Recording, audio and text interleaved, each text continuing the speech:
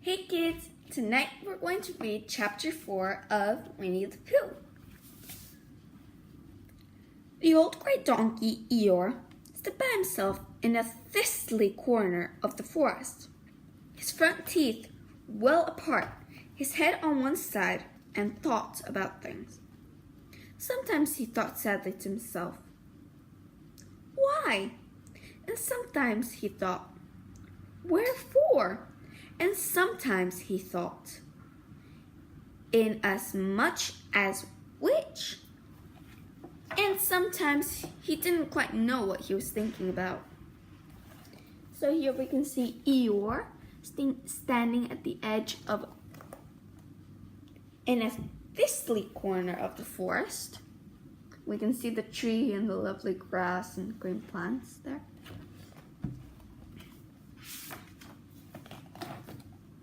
So when Winnie the Pooh came stumping along, Eeyore was glad to be able to stop thinking for a while in order to say, "How do you do?" And Winnie the Pooh, in a gloomy manner, to him, "And how are you?" said Winnie the Pooh. Eeyore shook his head from side to side. "Not very how," he said. "I don't seem to have felt at all how for a long time." "Dear, dear," said Pooh. "I'm sorry about that. Let's have a look at you." So Eeyore stood there, gazing sadly at the ground, and Winnie the Pooh walked all around him once. "Why, what's happened to your tail?" he said in surprise. "What has happened to it?" said Eeyore. "It isn't there." "Are you sure?" "Well, either a tail is there or it isn't there. You can't make a mistake about it, and yours isn't there." "Then what is?" "Nothing."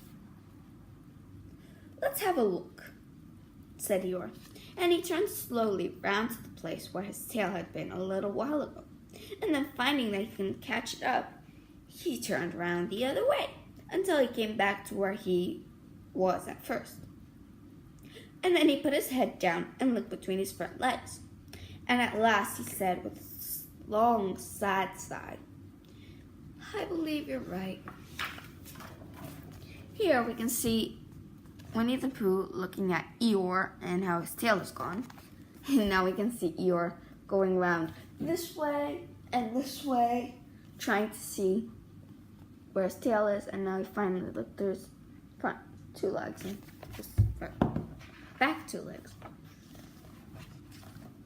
"Of course I'm right," said Pooh. "And that accounts for a good deal," said Eeyore gloomily. "It explains everything. No wonder." "You must have left it somewhere," said Pooh. "Somebody must have taken it," said Eeyore. "How like them," he added after a long silence. Pooh felt that he ought to say something helpful about it, but he didn't quite know what, so he decided to do something helpful instead. "Eeyore," he said solemnly, "I, Winnie the Pooh, will find your tail for you." "Thank you, Pooh," answered Eeyore.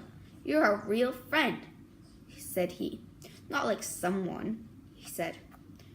So Winnie the Pooh went on to find Eeyore's tail. It was a fine spring morning in the forest as he started out. Little soft clouds played happily in the blue sky, skipping from time to time in front of the sun, as if they had come to put it out, and then sliding away suddenly so that the next might have its turn. Though through them and between them, the sun shone bravely, and a copse, which was worn its fairest all the year round, seemed old and dowdy now, besides the green new lace which the beeches had put on so prettily. Through collapsed and spiny marched Bear, down open slopes of groves and heather, over rocky beds of streams, up steep banks of sandstone into the heather again, and so at last tired and hungry to the 100-ace wood. For it was in the 100-ace wood the owl lived. And if anyone knows anything about Anything, said Bird to himself. It's Owl who knows something about something, he said. Or my name is not Winnie the Pooh, he said. Which it is, yeah, so there you are. Owl lived at the Chestnuts, an old world residence of great charm, which is greater than anybody else's, or seemed so to bear, because it had both a knocker and a bell pull. Underneath the knocker, there was a notice which said, "Please ring if an..."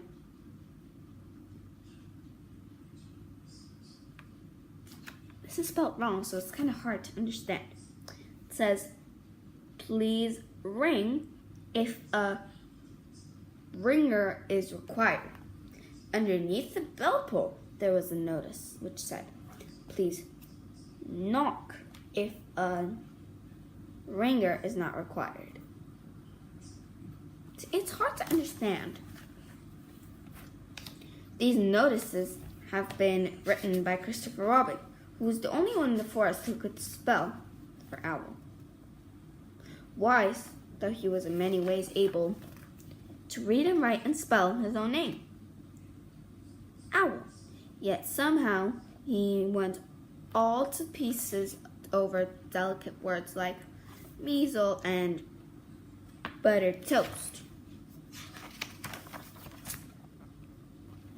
Here we can also see Eeyore putting his head between his front two legs and looking to see that his tail is gone. Winnie the Pooh read the two notices very carefully, first from left to right, and afterwards, in case he had missed some of it, from right to left. That's a weird way of reading. It's like reading from here, like to read and write and spell his own name, Owl.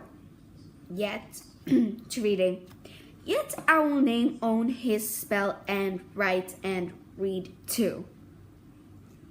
That does not make sense. And that's why we read from left to right. Then to make quite sure, he knocked and pulled the knocker, and he pulled and knocked the bell rope, and he called out in a very loud voice, "Owl, I require an answer." It's Bear speaking, and the door opened, and Owl looked out. "Hello, Pooh," he said. "How's things?" "Terrible and sad," said Winnie the Pooh, "because Eeyore, who is a friend of mine, has lost his tail. And he's moping about it. So could you very kindly tell me how to find it for him?" "Well," said Owl, "the customary procure in such cases is as follows." "What does the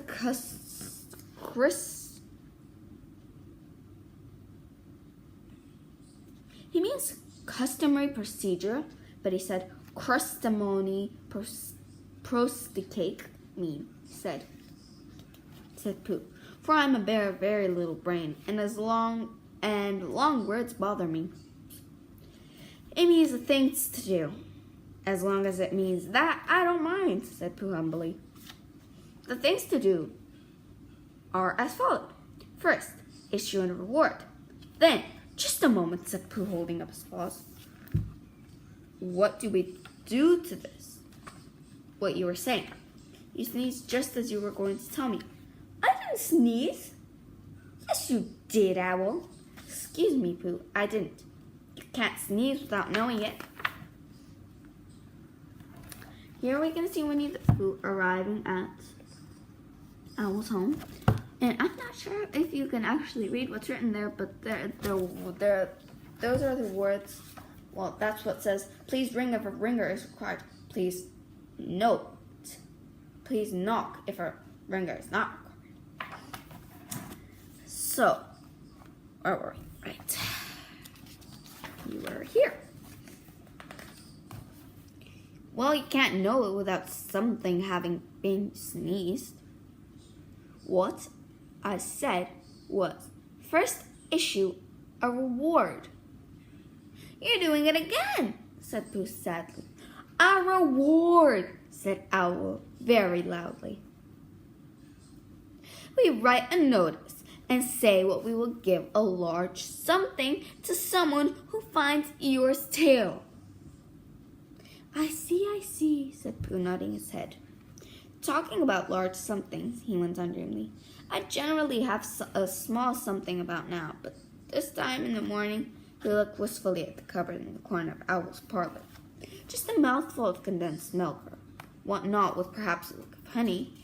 "Well then," said Owl, "we write out this notice, and we put it all over the forest." "A lick of honey," murmured Bear to himself, or not, as the case may be. And he gave a deep sigh and tried very hard to listen to what Owl was saying. But Owl went on using longer and longer words until at last he came back to where he started, and he explained that the person to write out this notice was Christopher Robin. "It was he who wrote the ones on my front door for me."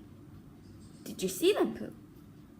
For some time now, Pooh had been saying yes and no in turn, with his eyes shut to all that Owl was saying, and having said yes, yes last time, he said no, not at all, not without really knowing what Owl was talking about.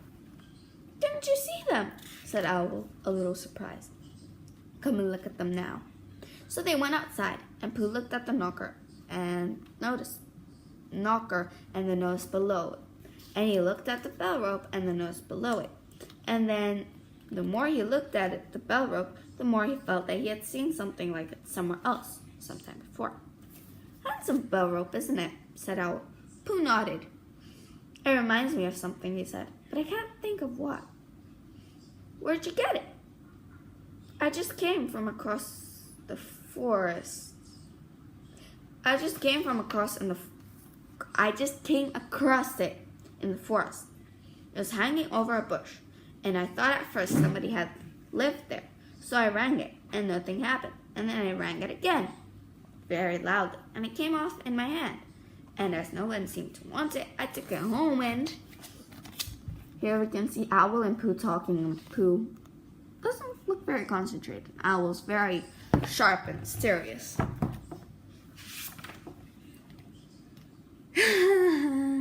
I know exactly where he's seen that ringer.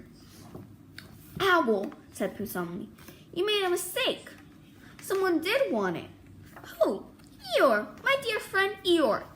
He was fond of it, attached to it," said Winnie the Pooh.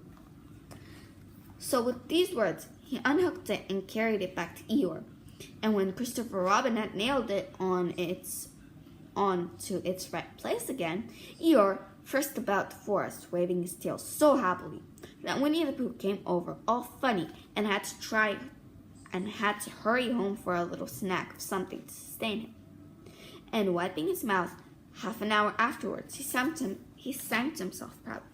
"Who found the tail?"